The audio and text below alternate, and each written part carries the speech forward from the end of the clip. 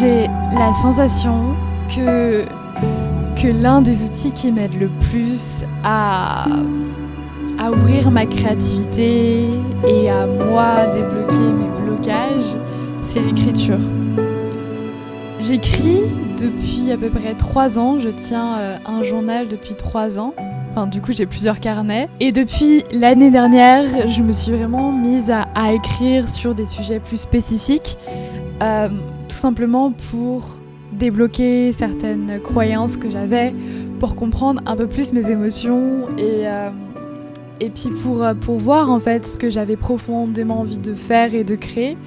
Et donc j'ai commencé à faire de l'écriture automatique. J'adore l'écriture automatique parce que c'est juste écrire comme tes pensées te viennent. Et j'ai l'impression que j'ai un petit don par rapport à ça, dans le sens où j'ai l'impression qu'à chaque fois que je me connecte au moment, ou que je me connecte à la vie en général, à ma spiritualité, j'ai l'impression qu'il y a autre chose que je capte et que j'écris, et j'ai pas l'impression que ça vient de moi.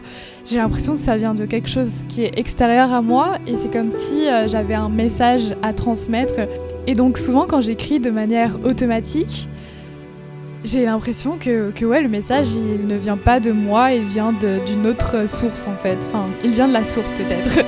Et j'ai mis du temps à comprendre ça, et je me suis dit au début, ok, tu écris de manière très poétique, et en fait je pense que ouais, c'est autre chose que moi, c'est comme si j'étais une messagère. Au-delà de l'écriture automatique, l'écriture a un bienfait qui est super important en tout cas, c'est celui de déposer ce que l'on a à déposer. C'est celui de juste déposer nos pensées, déposer nos émotions, déposer ce qu'on ressent. Et je trouve que c'est super important parce qu'aujourd'hui, on prend pas assez le temps d'exprimer nos émotions, d'exprimer qui on est. Et donc on va avoir tendance à refouler ces émotions-là. Et vu qu'on ne les exprime pas, ouais, on les refoule, on les garde pour soi, et un jour, ça explose. Et je pense que c'est vraiment quelque chose d'essentiel en fait, que de réussir à rencontrer chaque jour son émotion, son énergie, ses pensées, et de voir en fait plus largement comment cela résonne et qu'est-ce que cela produit en fait dans notre quotidien. À titre d'exemple, je remarque vraiment les jours où j'écris, je sens que ça bouge en moi, je sens que ça débloque quelque chose, ça dégage une nouvelle énergie, je sens que du coup je suis dans quelque chose de plus neuf, de plus nouveau. Chaque jour est une nouvelle possibilité d'être et de créer. J'arrête de ressasser les choses et je passe facilement à autre chose. Et c'est vraiment important en fait de comprendre qu'il faut être dans le présent pour créer, pour être inspiré. Il faut vraiment se concentrer sur le présent. Et donc si on a des pensées qui nous tourmentent, si on pense trop au futur et si on reste trop dans le passé, on va pas réussir à créer en fait. Et donc l'écriture pour moi c'est l'outil où je dépose ce que j'ai à déposer, et ça m'aide à clarifier et à me laisser l'espace nécessaire pour m'ouvrir à ma créativité. Notre pensée, elle est vraiment importante. Pour moi, je considère qu'on devrait en prendre soin comme on prendrait soin de notre alimentation. Parce que ouais, quand on mange, on prend soin de regarder ce qu'on a envie de manger, on prend soin de voir ce qui est bon ou pas bon pour nous. Et pour moi, la pensée, il faut réussir à la maîtriser. Il faut réussir à se dire, à se poser la question de qu'est-ce qui fait qu'on a des pensées négatives et qu'est-ce qui fait qu'on a des pensées positives, et comment on peut changer certaines de nos pensées pour du coup changer du coup certaines de notre action et changer certaines de nos croyances, et donc changer du coup une partie de nous pour évoluer, pour grandir. Et puis ouais, les mots aussi ont de l'importance. Les mots ont de l'importance, et donc c'est bien d'apprendre à cultiver, je sais pas, un nouveau vocabulaire, et d'apprendre en tout cas à changer de paroles, de pensée. Il me semble qu'il y a un accord, je sais pas si vous avez lu les 4 accords Toltec de Miguel Ruiz. Il dit que la parole est importante, et je suis vraiment d'accord avec ça. C'est important de prendre soin de sa parole et donc de prendre soin de ses pensées. Je travaille à découvrir de nouveaux mots et à les intégrer dans mon vocabulaire. Parce que je trouve que notre langue elle est belle et qu'elle mérite d'être enrichie au quotidien par par comment on l'utilise.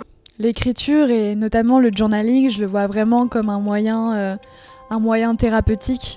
On n'est pas obligé de voir une psy, on n'est pas obligé de parler de nos problèmes à tout le monde, même si c'est bien, on peut en parler, mais pour moi, c'est vraiment un outil de développement personnel qui nous permet en fait de déposer une partie de nous et de déposer des choses qu'on n'arrive pas à exprimer autrement en fait. Et on a vraiment tout le temps des peurs, des doutes, des problèmes, des challenges.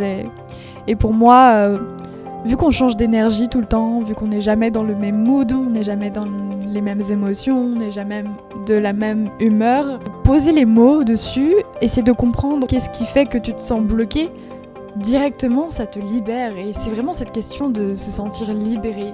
Et quand tu te libères, tu t'ouvres à ta créativité. Si je peux te partager, moi, des exercices d'écriture qui m'ont beaucoup aidée, je pense que le premier, c'est celui d'écrire ma vision, d'écrire mes rêves, d'écrire mon futur. Parce que je pense sincèrement que si on n'a pas une projection dans la vie, on reste là où on en est et rien ne change. Et donc le fait de se projeter sur nos désirs, sur nos rêves, je trouve que ça nous donne une direction et ça nous pousse en fait, ça nous met de l'avant. Et pour moi c'est important de pouvoir savoir à peu près où je veux aller, même si je sais que ce que j'imagine ça se déroulera pas de la même façon, mais en tout cas j'aime bien avoir une projection de mon futur et donc régulièrement j'écris sur mon futur, sur mes rêves, sur ce que je veux accomplir, sur ce que je désire et ça fait toute la différence. L'autre exercice que je fais régulièrement, c'est que je me demande profondément qui je suis aujourd'hui et quelle est ma valeur, pourquoi je m'aime tel que je suis, pourquoi je m'accepte tel que je suis. Ça m'aide à créer plus de sens, ça m'aide à mieux me comprendre, ça m'aide à m'estimer. Ensuite, un autre exercice que j'ai fait récemment et qui est assez désagréable pour le coup, c'est celui de noter la partie de moi qui me juge. Parce que en fait, on aura tout le temps une partie de nous qui va nous juger, on va tout le temps résister à des choses. Et pour moi, c'est important de comprendre en profondeur quelle est cette partie de jugement, pourquoi elle est présente, qui elle est. Et donc je vais écrire ce qu'elle me dit, cette partie de jugement.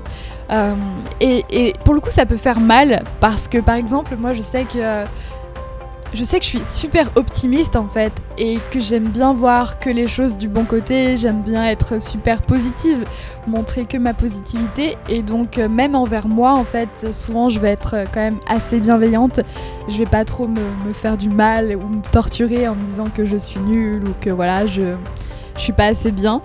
Mais en ayant cette vision en fait de super positivisme, je peux oublier la partie négative en moi et souvent ça peut être une fuite en fait. Je peux fuir ma partie négative parce que je veux pas la voir. On met des œillères sur les choses.